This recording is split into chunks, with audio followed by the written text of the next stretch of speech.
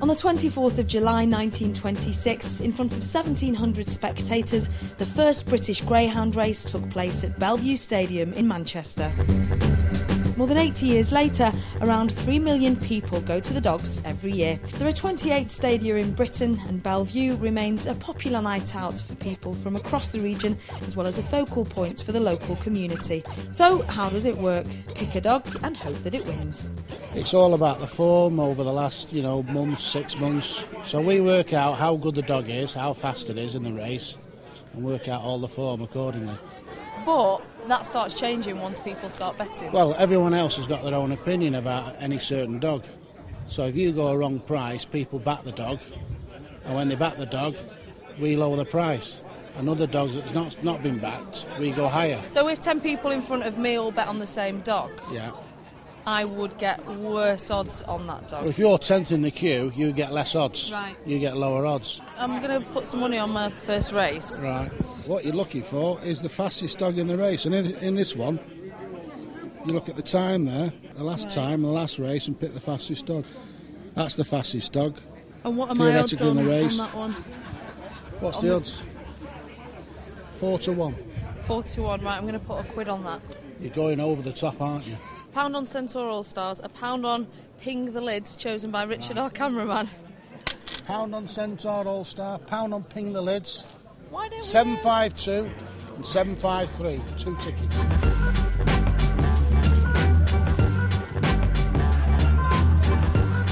Oh wow, ours are winning, Richard, ours are winning. I do believe that's the winning ticket, Martin. Thank you very much. Just check. Okay. 753. £5. There's your winnings. Thank you very much. 4 to 1. 4 to 1. Bellevue Dogs is something of an institution in Manchester, and Dorothy was there at the very first race in 1926.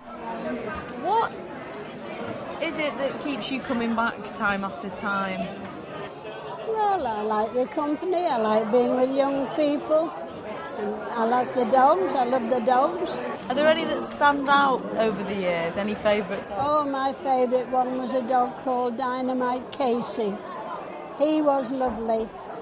We used to sit over that side then, and they used to walk all the way round, and he'd walk round with his handle as if butter wouldn't melt in his mouth.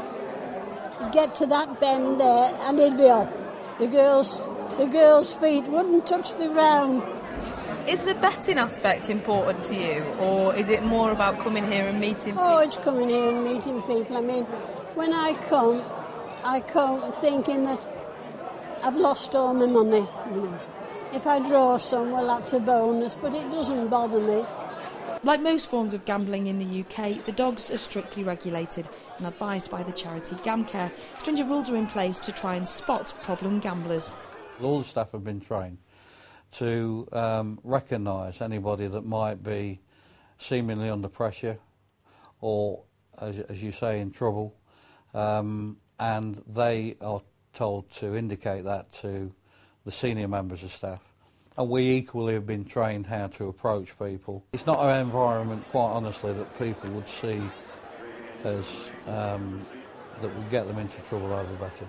But there are campaigners who say that dog racing should be stopped completely, that it's cruel and that the animals are treated as nothing more than a commodity. 15,000 dogs are retired each year, but they're not retired. Of those 15,000, only 4,000 are put in official homes, actually get to be homes afterwards. So after they've earned money for their trainers, after people have gone, had a laugh, had some fun here, there's 10,000 dogs each year which are killed after only a few years of life because they either don't make the grade or there's puppies that are killed because they're just not good enough to race. And there's no way any of these dogs can be homed. There's no way that these dogs can be homed. There's just too many. I don't really have to defend it, to be honest, because we've got some quite wonderful, dedicated people here. A vet is on duty every time we race. We cannot race without a vet being on duty. The Greyhound's a wonderful dog. Quite a big dog and quite a placid dog for its size. And you've only got to see how they're wagging the tails and they're so happy here. We do more than what we need to do. And I don't think there's anybody who works here who isn't a dog lover. And like bingo, dog racing is coming under increasing pressure from more modern forms of gambling. Times have changed. I mean, 20 years ago you didn't have the internet gambling. 20 years ago you certainly didn't have high street bookmakers.